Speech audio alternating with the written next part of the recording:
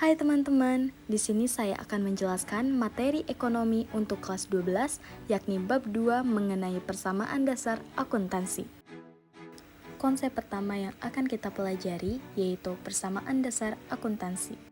Konsep dasar dari struktur dasar akuntansi adalah terjadinya hak atau kepemilikan di satu pihak yang akan selalu disertai dengan kewajiban di pihak lainnya. Sebuah perusahaan memiliki sejumlah sumber daya atau aset yang menjadi hak perusahaan, seperti uang kas, piutang, perlengkapan, peralatan, dan mungkin juga harta abstrak lainnya, seperti hak paten, goodwill, dan hak-hak lainnya. Aset yang dimiliki oleh badan usaha harus disadari berasal dari pemilik yang dititipkan untuk dikelola badan usaha dalam rangka mendapatkan tujuan perusahaan berupa laba atau memberi layanan kepada konsumen. Maka atas dasar pengertian itu dapat diformulasikan persamaan sebagai berikut. Aset sama dengan ekuitas pemilik. Artinya, hak atau aset yang dititipkan pemilik badan usaha harus sama nilainya dengan hak klaim dari pemilik badan usaha. Formula selanjutnya yakni aset sama dengan kewajiban plus ekuitas pemilik. Penulisan persamaan akuntansi sengaja mendahulukan kewajiban dari ekuitas pemilik sebab jika di kemudian hari badan usaha dipilotkan, badan usaha harus melunasi kewajibannya pada tempat berhutang atau kreditor terlebih dahulu. Konsep kedua yang akan kita bahas yaitu pengelompokan akun. Apakah teman-teman tahu apa yang dimaksud dengan akun? Ya, betul sekali. Akun adalah catatan transaksi tentang semua perubahan yang telah terjadi dalam aktiva, kewajiban, atau ekuitas pemilik suatu usaha selama periode tertentu. Akun sendiri dikelompokkan menjadi 3 kategori yang luas sesuai dengan persamaan dasar akuntansi. Kategori yang pertama adalah aktiva. Aktiva merupakan sumber daya ekonomi yang akan memberikan manfaat kepada perusahaan di masa depan. Akun aktiva yang digunakan oleh sebagian besar perusahaan adalah yang pertama kas. Kas adalah catatan dari semua transaksi yang memengaruhi kas.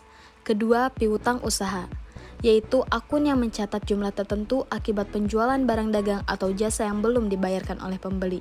Yang ketiga, wesel tagih, yaitu janji tertulis yang menyatakan bahwa pelanggan akan membayar sejumlah uang pada tanggal tertentu.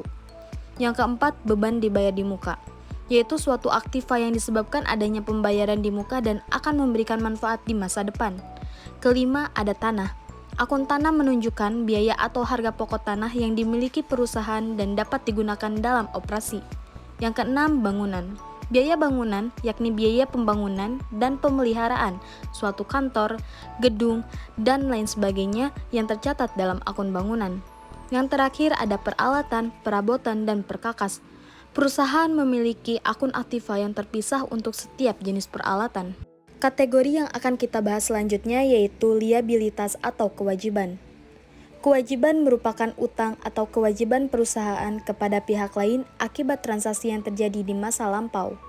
Akun yang termasuk ke dalam akun liabilitas adalah 1. Utang usaha, merupakan akun kebalikan dari piutang usaha. Kedua, wesel bayar, merupakan akun kebalikan dari wesel tagih, yaitu utang yang dimiliki perusahaan karena menandatangani surat proms untuk meminjam uang atau membeli sesuatu. Yang ketiga ada kewajiban akrual, yakni kewajiban atas suatu beban yang belum dibayar. Kategori yang ketiga yaitu ekuitas pemilik. Ekuitas merupakan hak pemilik perusahaan atas kekayaan atau aset perusahaan. Ekuitas terdiri dari beberapa akun. Yang pertama ada modal, yakni klaim atau hak kepemilikan seseorang terhadap aktiva perusahaan. Kedua ada prive atau penarikan, merupakan pengambilan ekuitas oleh pemilik yang biasanya digunakan untuk keperluan pribadi. Yang ketiga pendapatan, merupakan kenaikan ekuitas pemilik perusahaan yang terjadi akibat memberikan barang atau jasa kepada pelanggan. Yang keempat ada beban, yakni akun yang menciptakan kewajiban dengan menggunakan aktiva perusahaan dalam kegiatan yang dilakukan oleh perusahaan. Selanjutnya kita akan membahas konsep kedua yakni analisis transaksi dan pencatatan dalam persamaan dasar akuntansi. Di sini terdapat tabel-tabel yang akan saya tunjukkan kepada teman-teman mengenai pencatatan pada persamaan akuntansi.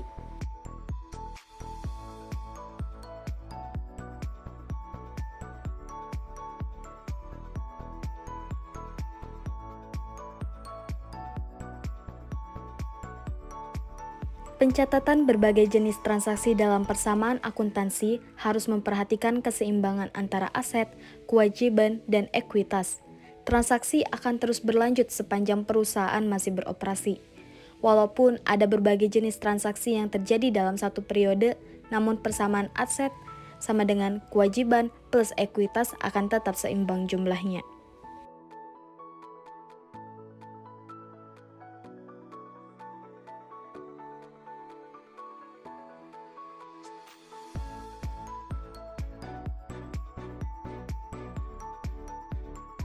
Tidak terasa pertemuan kita dalam pembahasan materi kali ini sudah sampai puncaknya. Di sini terdapat kesimpulan yang dapat teman-teman pahami. Saya berharap penyampaian materi kali ini dapat bermanfaat bagi teman-teman. Akhir kata saya ucapkan terima kasih atas perhatiannya. Salam sehat dan senantiasa semangat belajar. Wassalamualaikum warahmatullahi wabarakatuh.